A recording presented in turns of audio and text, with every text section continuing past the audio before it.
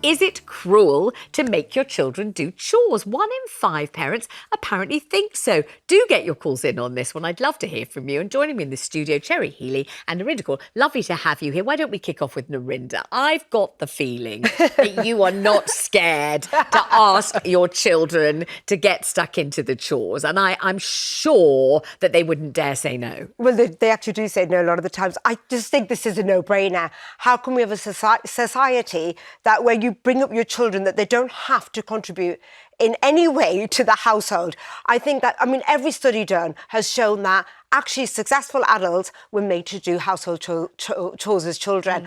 And there's nothing wrong in teaching your children some responsibility, some empathy for others, and to also have a house. Like, if mum is doing everything, I'm exhausted. Mum's doing everything, I'm tired, I'm stressed. So the children learn that actually, and it's age-appropriate chores. So I'm not making my children, mop around when they're 3 years old. But, put your shoes away, put your chair under. You chose the word mop. Well, I believe that we have a picture of your poor, oppressed, wretched children mopping. Who is that? Who's doing that? That's my daughter. She's 17 years old. Right. And she has to do you've got to do the mop, hoover, wash the dishes. My son always washes the dishes. And this is responsible. We can't have a society that brings up children into adulthood and think that they can get into a community and have nothing to do with the community. So many things I want to ask. Cherry, I'll come to you in just a second, but there's more I need to unpick. Yes. Here. So, do you pay them to do chores? No, and I think that's disgusting as well. I can't have children that actually, I'll give you £5 if you mop the floor. No, because they're going to get into the big wide world, and we have to help people. We have to create a society where not everything is paid for. Not everything you do is, it's not transactional. We are kind. We contribute to society because of the goodwill of our heart. And you will sometimes have to do things that aren't good, Right, one more question for you. How does the level of chores that you make your children do compare with the sorts of things that your parents used to make you do? Well, we had a shop, so I'd have to work in the shop. Well, there we go. Yes, completely so different exactly. level. So I had, I was up at 6, I'd put the newspapers out. So I was doing a lot more as a child, whereas my children mop, wash the dishes. And I have to say, my daughter started cooking. She can now make the family meals. Okay, one more and question. I think that's important. I mean, when you were in the family shop working, did they pay you? No. Because you see, I used to have to pack in my father's warehouse. Right. And there was no question whatsoever of being and when paid. you pay, None there at all. you go. My father used to say it's for the family effort. If you don't, it's I don't sell these pajamas, exactly. Vanessa, then you don't get fed, and there are no shoes on your feet. You go. Of course I don't pay you. This is the family effort. Absolutely. You come into the family business and you get packing those damn night teamwork. dresses, and that is it. It's teamwork. Yeah, that stuff. And Sherry, you're going to tell me. I can't understand how you're going to argue this. You can't argue this. I just think, let kids be kids. I mean, my goodness, there's so many chores and admin when you become a grown-up. Let kids be kids. My kids finish school. They do clubs most evenings, either sport or art or pottery or something. They get home at 5:30. They then have to do an hour of homework. That's 6:30. We then have supper together. They will help me tidy up. But again, I don't really phrase things like chores. We just kind of muck in together. So they are then, therefore they are. It's a team effort. But also, if they're really tired, it's not so strict. It's just kind of, and again, my daughter absolutely loves to cook, so she'll say, "Can I cook this evening?" And I'll say yes, but it's not strict. It's like maybe it's by osmosis. They're kind of just mucking in, and we're chatting, and But therefore they are. That means they are working. Sure, maybe it's the way it's framed. I think that as well. Like I know this is a bit, but when I do my dishwasher, which is my least favourite job, it's so boring. I always try and frame it like I'm so lucky to have this amazing dishwasher. I don't, and so I immediately do. And I actually get angry with the dishwasher. It's much quicker just washing them. But also, you go, well, literally, it takes me 2 minutes. In reality, it's all in my head. So I think it's how you frame things. Like I just don't have a rigid system for my kids. We have supper. We finish at maybe 7, and then they've got a bath and shower, and they're in bed by 9, and I want them to have a bit of playtime. But you've got to let kids be bored and be kids. And at the weekend, they're busy as well. Look, well, that's busy, but we don't want a nation of children who are going to grow up to be adults who are lazy. So I'm sitting here on this sofa. I'm on live television, and I'm so excited to be here. No, but what's happening to me at this moment? If anyone wants to know, this is real talk. My head is full. I can hear my late father's voice speaking to me, and my father is saying this, and I bet loads of other fathers and mothers and grandmas used to say this the whole time. Vanessa, I don't want you to think the world owes you a living. Right. In other words, you're not owed lunch, you're not owed clean sheets, you're not owed a nice, beautiful, hoovered sitting room to sit in on a nice plumped There's up no cushion. such thing as a free The world lunch. does not owe you a living. But I also so you don't have mind. to stump up, and you've got to. But maybe that's why you've got such a great work ethic. I wonder whether I do understand that kids have got to know that nothing's going to be laid out on a plate for them. Over-parenting. There's this fear of over-parenting. When are they going to do these not chores? teaching them obstacles, and Tell you what we'll do. We'll go to Manisha. Now, Manisha, now this is a familiar name. I reckon I've spoken to you before on a call. Have I, Manisha? Yes, Vanessa. Hi. Hi, how are you doing? Hi. I'm good, thank you. Oh, How lovely are to have you on the show. So, Manisha, what about giving children chores to do? How do you feel about it? I feel it's not cruel at all. It's actually the opposite of cruel if it's done right. The key is, I think, it's how it's approached. Of course, it depends on how the chores are assigned. Now, if I tell my son, make your bed before you go to school, that tone is really rude. I shouldn't be sounding like that.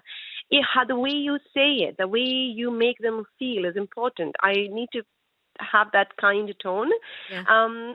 They are still children. Their brain is not fully developed. So you need to encourage. You have to have patience and balance it with free time and encouragement. I think chores are a positive part of child's growth. Yeah. Now, I have a 7-year-old and almost 15. The chores are different for both of them. So the 7-year-old, for 14-year-old example, Manisha, your 7-year-old, what are you making your 7-year-old do? Right. So he, not just 7, for the last 3 years, he's always done that. Like put away toys and books, which he does even at the nursery school. When he was at the nursery, he always helps the teachers put away the toys and books, tidied up the plates. After you eat, you clear the table. Now he helps me set up the table. So I'm cooking something, it's in the oven. I'm like, Yvonne, can you please put the knife and fork and everything on the table? And he puts it beautifully, and then he'll have the napkins on the side, and he'll be like, can I put this one? And this is absolutely fantastic. If they want to add a little bit more, that gives them a little bit of confidence that I can do it. I can contribute a little bit more. And then you say, wow, it looks beautiful. It's a lovely way of thinking and sort of, include. I love the way it's about how you that. phrase it. How you phrase it. Like when we're cooking in the kitchen, the kids help because they want to be part of the fun and the chats. And then they don't want a messy bedroom, so they tidy their bedroom. But I don't have a list where I say, right, you need to go and tidy your bedroom. It's kind of, I think if you are a good parent and they're watching you do Manisha good things, sounds they kind of do fantastic. it. My son washes the dishes, and I'll go back and be like, this hasn't been washed properly. Do it again. Who did this? Who made the bed? Have you been watching the lovely Stacey Solomon and Joe Swash on Stacey and it's Joe? fab. I've been watching them, and I couldn't love them more. They're both Yeah, really delightful, lovely. and they've been incredibly honest on this programme about their And what real did they relationship. say? Well, they argue a bit, they fall out a bit, Ah. and the boys, especially the big two boys, are forever being sort of persuaded by Stacey, saying, I'll give you some money, to spend on holiday that's what- if you do this, if you do that, and they're like, no, I'm not doing it. They're just Even not without money? doing it. They're not interested at all. Really not. I think that's the reality, I wouldn't probably. be offering money either. I think that's also wrong. That, okay, I'll give you £5 if you See, wash the car. I really disagree with that, because I think with my daughter, when my daughter's room sometimes does it like a bomb's gone off in it, and I will pay her because I think it's what I really love, and she's really good on Vinted, and she loves earning your own money. It feels so good, and I love that she's getting a taste for that. But then she's going to go out into the big wide world and think that actually to help someone around and in the green room and put the cups of tea, well, I want a £5 to Damn put right. cups She of should tea. send them an invoice. No. Enough of women That's doing not work. kind. Enough of women doing work for free. That's send not- them an invoice. Then Does what is a anyone think, though, that a contribution? child's eye view of the world is not quite the same as ours? So we might walk in and think, oh, my God, you've got plates of crusty cereal under the bed. Yes. The socks that you wore 2 weeks ago just festering under the windows. This is absolutely revolting. How can you stand it? And they're perfectly happy. They can't seem They to are. smell the smell. Correct. They can't seem to think that it's at all. And I know that that's the case because I remember on the day of my engagement party, I remember walking into my bedroom and calling out to my mother at the top of my voice, "Where's my strapless bra, Mum?"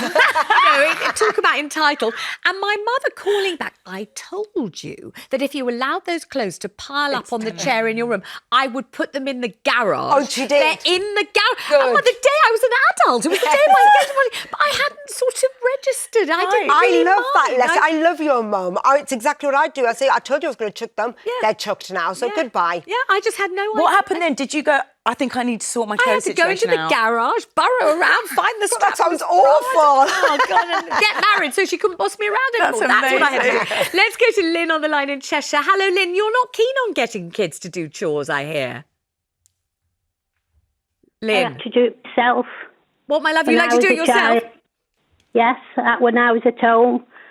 Never got a chance to play out because you had that much housework, doing the sandwiches for the boys. Yeah, you're more like a wife, really. And so when you had children of your own, you decided it's not right to keep them in doing chores? No, I said that. If I had any children of my own, they're going out.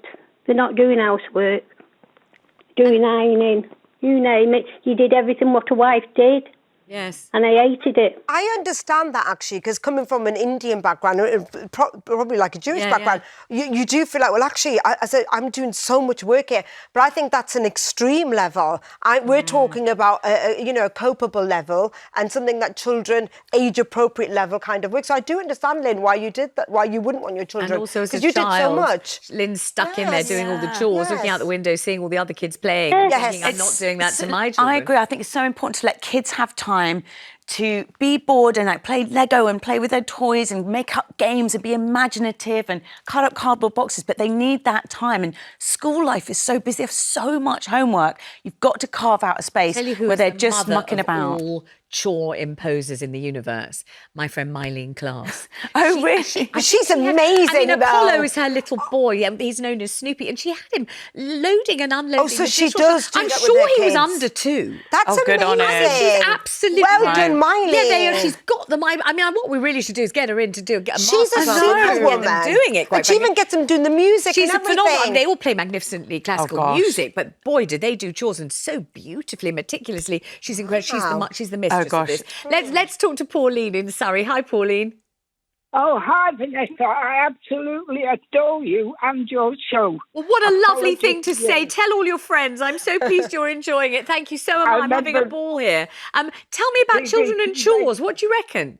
Well, I'll tell you, I agree nowadays, and it puts people in good stead later in life, but I'll tell you my experience. Yeah. It can be cool. I grew up in Harrogate in Yorkshire. I was orphaned at 5. And they had 8 houses up the drive, and we had a separate stone house next to a farm, orchard, etc. And there was 13 kids in our house and 2 staff, and then the secretary lived there as well.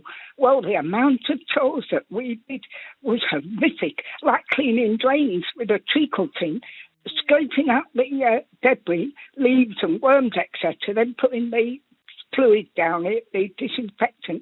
The gas inspected it, peeling spuds on a Thursday for a great big family before we could even have our tea after coming home from school. We had big pans and spuds to peel. We had double ovens to clean. Saturday was polishing the actually linoleum floors, and we used to use an upturned like a coffee table that had toys on it, and we'd put mats underneath it and let our kids sit on it. So we used it as a bumper to help polish the floors. I mean, they were. I mean, I think it's fair to say, obviously, exploiting you and using you as unpaid labour. And because you were orphaned, you had no parents to speak up on your behalf. You were just as vulnerable to that kind of exploitation as any little child could possibly be. My gosh. How are you now? I mean, are you still very much living with all of the legacy of that, Pauline, in your childhood? 7 children, and to make up for the loss, and they're absolutely fabulous. 7 grandkids, 4 great-grandkids. I do anything for them. I love the housework, cleaning stuff, but I wouldn't exploit them. I mean, as soon as we got home from school, we had to fold counterpanes. We had to set the tables at night, 3 big tables for the morning after. And when we got up in the morning at 7, we had to clean certain different jobs, all the sinks in the bedrooms, baths, dining room, and then we'd change again. Ready for school. And we had another job before we changed where I did the hallway and stuff.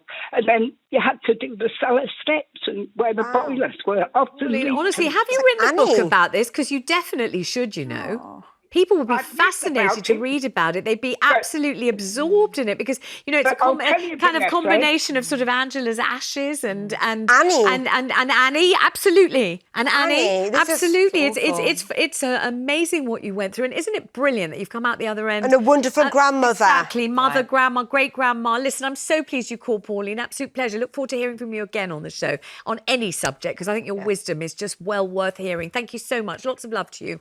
Big kiss to you.